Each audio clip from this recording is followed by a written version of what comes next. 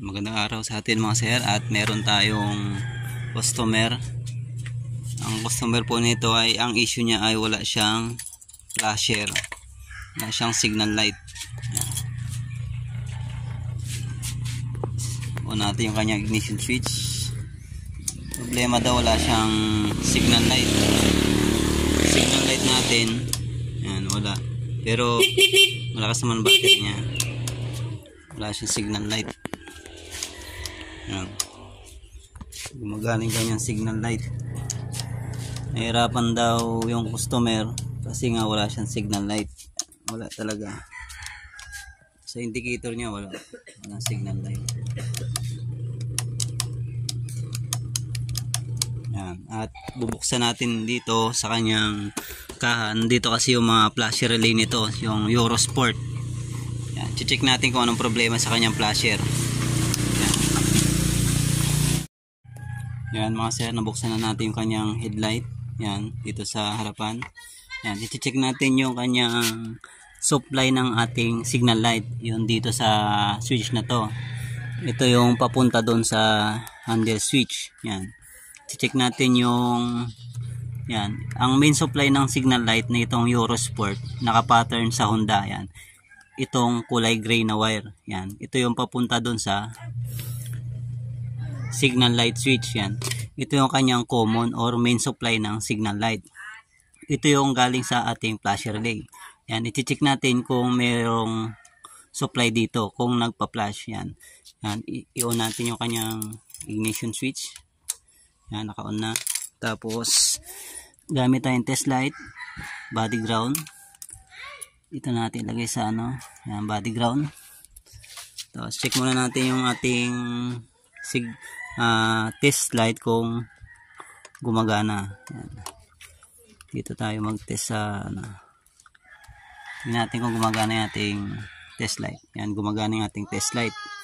Tapos check na natin itong gray wire na yan kung merong supply. Yan. Itong gray wire na. Yan. Ito yung kanyang supply ng signal light, yung kulay gray. Yan, makikita. Test light natin. Dapat nagpa-flash yung ating test light.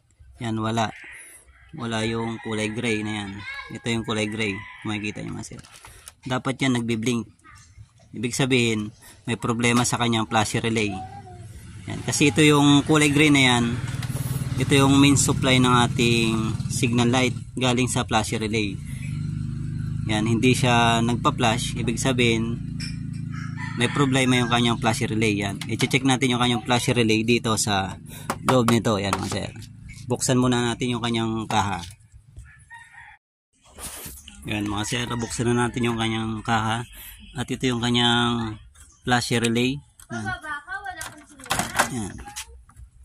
Tapos i-check natin yung kanyang supply dito sa flasher relay kung meron. Yan. Gamit pa rin tayo ng test light. Yan, naka-body ground yung ating test light. Tapos yan, naka-on yung ignition switch. Naka-on. Tapos, una nating i-test yung kanyang supply, yung accessories wire. Yan, dalawang kulay dito sa kanyang flasher relay. Kulay black, main supply, galing sa accessories wire. Tapos yung gray, ito yung supply dito sa ating signal light switch. Yan. Ito yung gray na yan papunta sa ating signal light switch. Yan. Itetest muna natin yung kulay black, accessories, kung mayroong supply. Yan, meron. May supply yung ating flash relay. Tapos yung kulay gray, kailangan magbi-blink yan, magpa-flash. Check natin. Yan, ibig sabihin, mga boss, mga sir, may supply yung ating flash relay papunta dito sa signal light switch. Yan, ibig sabihin, may supply. Tapos yung tennis natin dito tinis ko kanina dito sa kanyang socket, yung papunta dun sa signal light switch, wala. Ibig sabihin mga sir, may putol itong kulay gray na ito papunta dito sa socket na to. Kasi dito nagbi-blink siya. Yan. Meron, no. Pagdating na dito sa socket na to, wala. Yan, pagdating diyan wala, oh. Kasi hindi umiilaw yung ating test light. Ibig sabihin niya may putol. Ang gagawin na lang natin, magja-jumper tayo mula dito sa flasher relay. Magpalakad tayo ng wire papunta dito sa wire na to socket para magkaroon ng supply yung ating signal light. Yan mga sir, magja-jumper muna ako ng wire. Yan mga sir, at nakapaglagay na tayo ng jumper na wire. Yan, dito tayo nag-jumper sa kulay gray ng flasher relay. Yan, yan, nag-jumper ako dito, nagtap lang ako ng wire. Yan, ito yung kinap nating wire. Yan, pinagapan ko dyan. Ito, magmula sa flasher relay sa kulay gray papunta sa harapan. Yan, pinadaan ko dyan.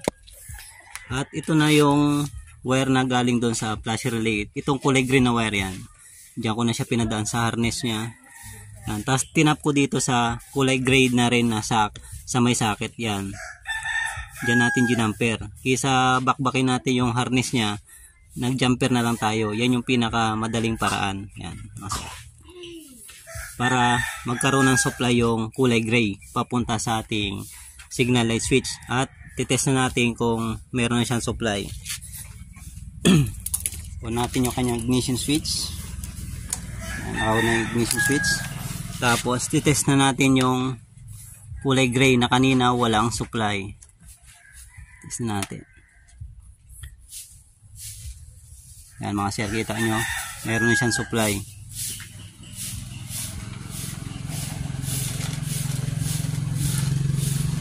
Yan mga sir, meron na siyang supply yung kulay gray.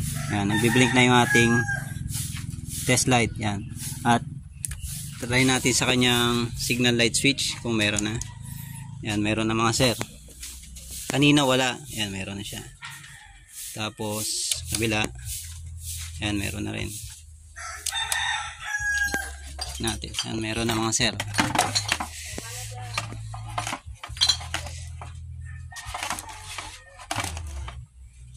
Kabila, oops, yan, meron na. Yan, yan mga sir, ganun lang kasimple kung paano natin i-troubleshoot yung ating signal light. Kailangan gumamit rin tayo ng test light. Kaya napaka-importante ito, gumamit tayo ng test light para matrace natin yung kung ano yung troubleshoot sa ating mga motor. At yun lamang mga sir, at maraming salamat po sa inyong panonood, and God bless po.